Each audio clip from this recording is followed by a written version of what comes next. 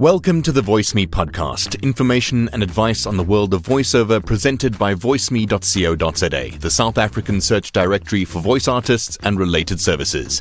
I'm Andrew Sutherland, founder of VoiceMe, and this week I'm talking about the first 10 seconds of your voiceover demo and why clients stop listening.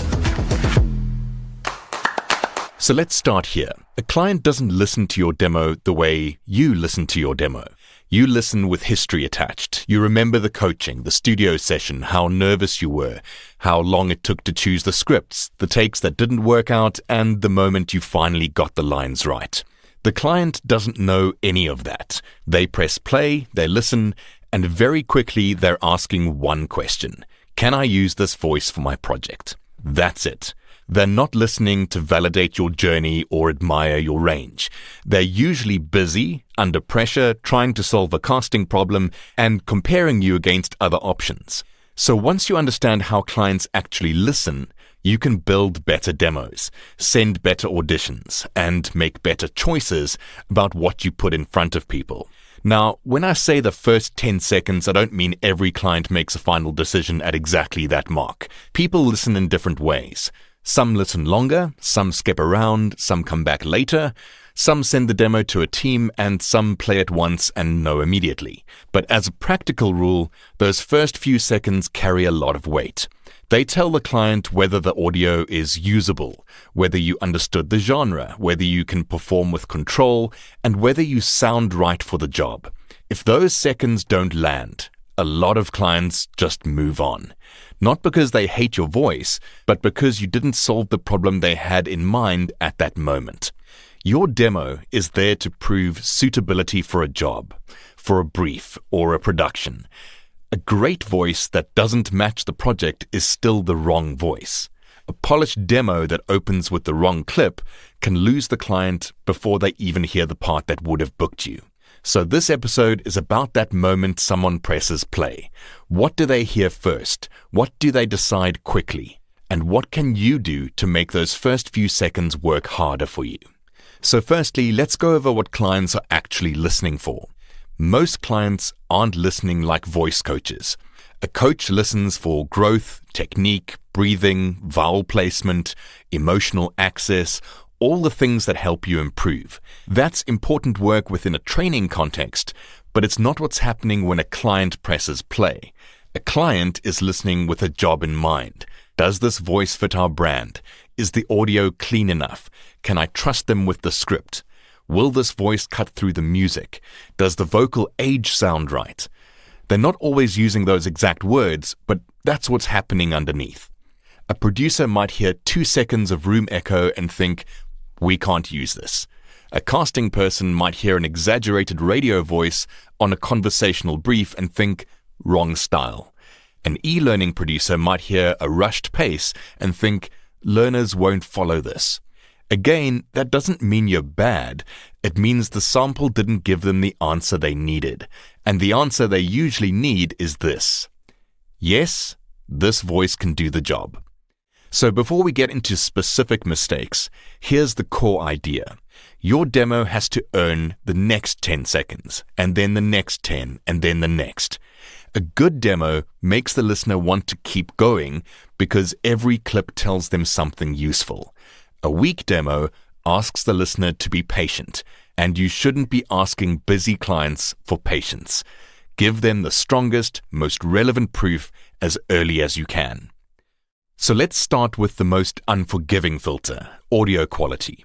Before a client can judge your performance properly, they hear the recording, and if it sounds amateur, the performance has to work way harder to recover. And sometimes it can't. VoiceOver is an audio product, and a surprising number of artists still send demos, auditions, or custom samples with technical problems that weaken the impression immediately.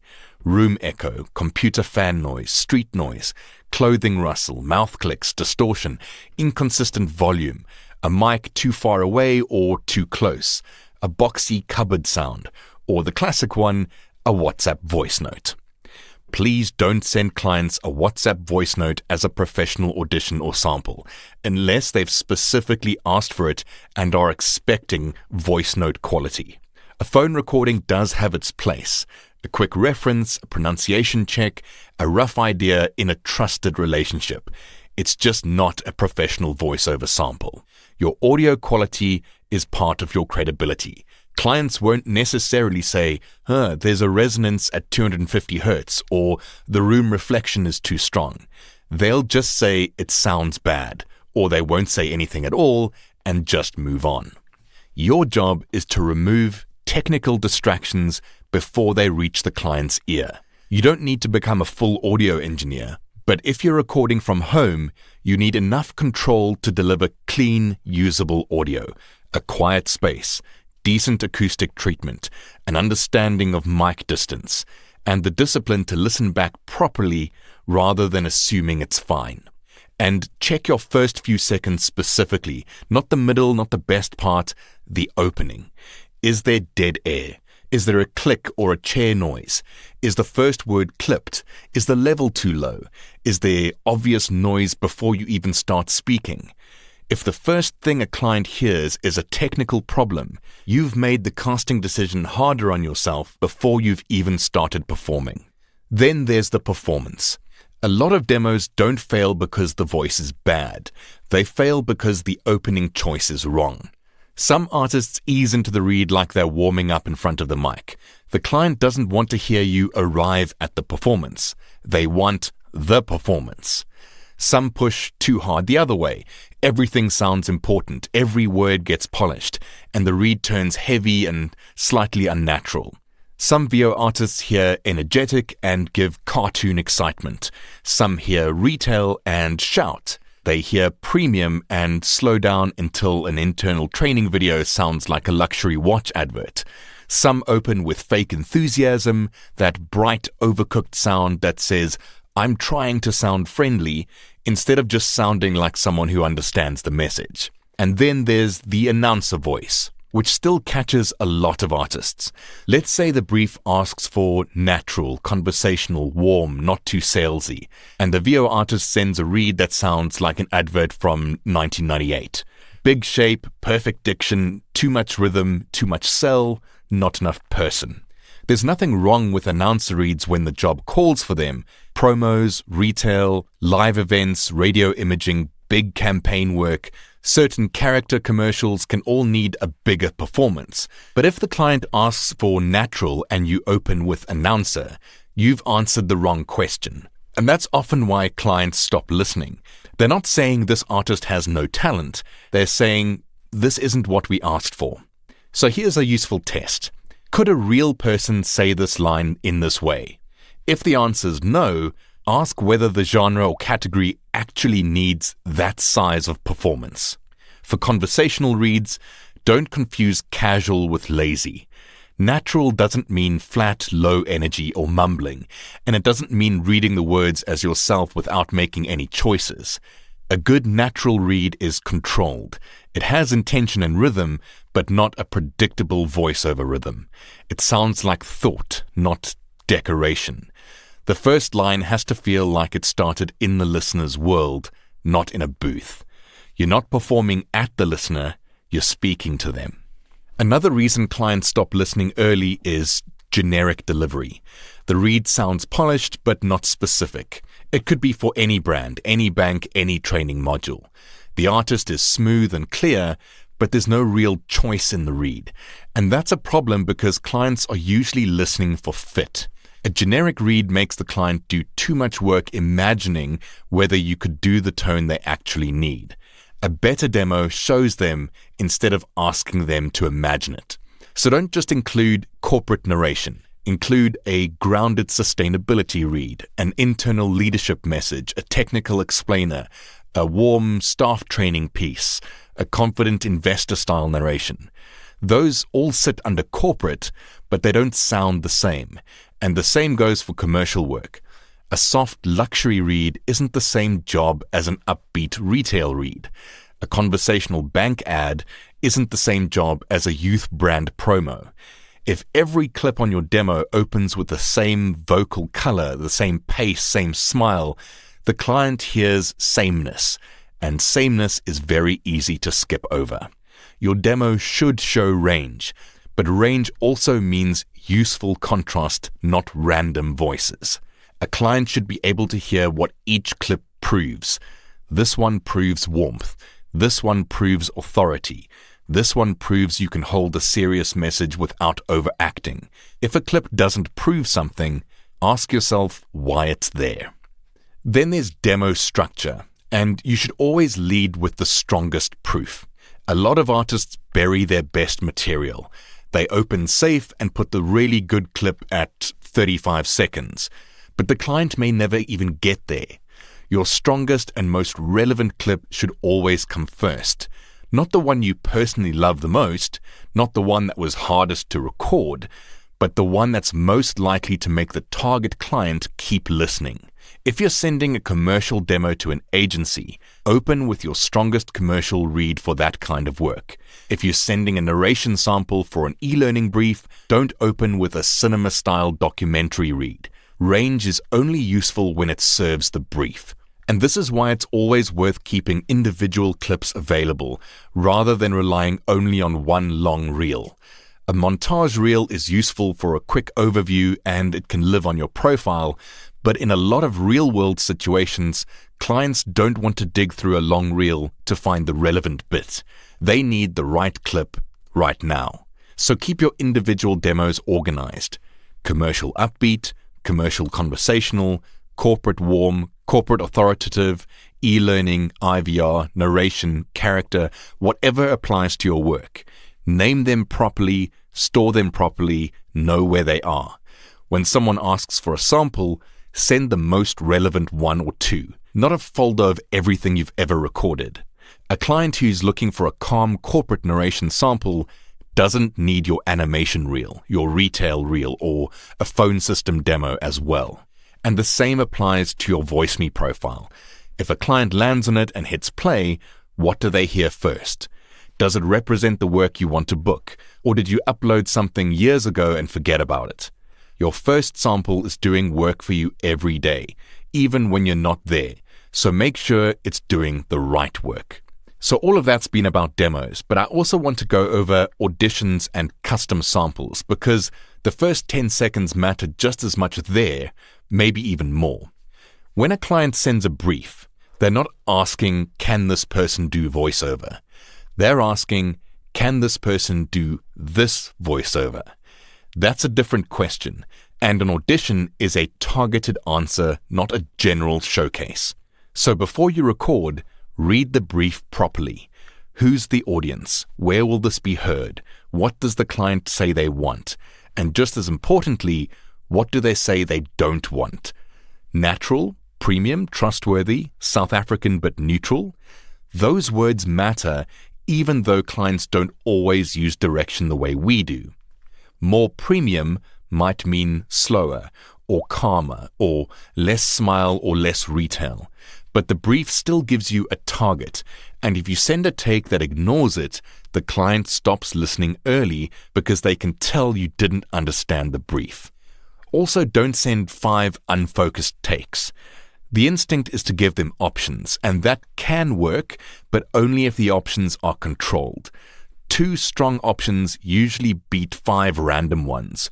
1 closer to the brief, 1 a slightly different interpretation that still makes sense. That shows range and judgment. 5 takes that all feel like you're guessing just tells the client you're uncertain. You could say something like, I've included 2 options. The first is warmer and more conversational, and the second has a little more pace and confidence. That's useful. It tells the client what they're hearing and shows that you understand direction. And watch your first line too. Some scripts open weak, and that's not your fault, but you still have to make it work. If the script starts with, at ABC Financial, we believe in building better futures, you need to decide what that means. Is it sincere, corporate, warm, or investor-focused? If you don't mentally choose a direction, the line goes generic, and generic openings die very quickly. Then there's slating. A slate is when you say your name, sometimes your agency, sometimes the take number, before the audition clip. If they ask for one, slate it and keep it short. Don't perform it like a radio presenter unless that's the job. Don't spend time introducing yourself, don't apologize, don't explain your setup. Just, Andrew Sutherland, take one. Done. If they don't ask for a slate, don't record one. If you need to identify the file, do it in the file name, not in the audio. And then there's one of the biggest mindset shifts voice artists need to make. An audition isn't about showing everything you can do. It's about showing the right thing for that job.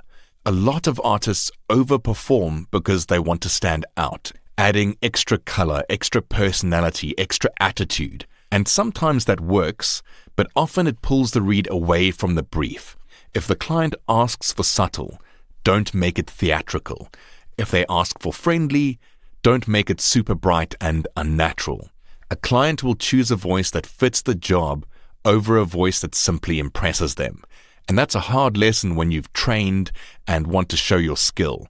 But professional control often means doing less, better. It means trusting the copy and letting one line land instead of punching every word. It means sounding like the message belongs to you, not like you're demonstrating technique. Next up, let's move away from performance for a moment because file presentation is also part of the first impression.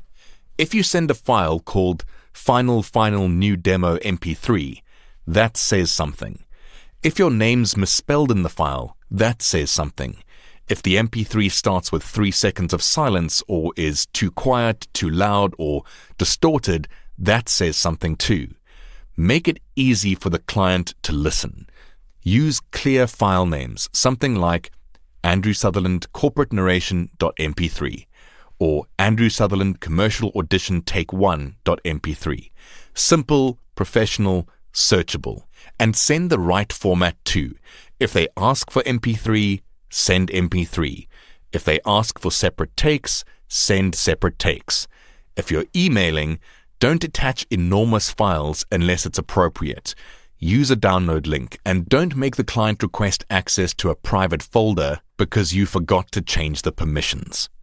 Let's also go over some common beginner mistakes. Sending the wrong demo. Say a client asks for corporate narration and the artist sends a commercial montage because it's their best reel. The client really doesn't care that it's your best reel. They asked for corporate narration. If you don't have the right sample yet, send the closest relevant clip or record something custom if appropriate, but don't pretend a retail demo answers an e-learning brief. Sending too many links.